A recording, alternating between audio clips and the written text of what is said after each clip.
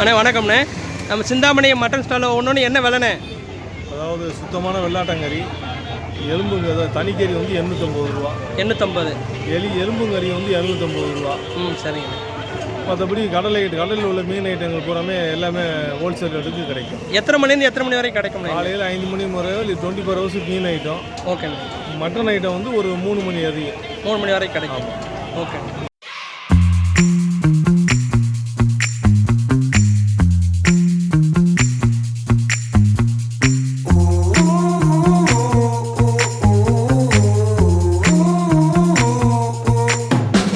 Sound.com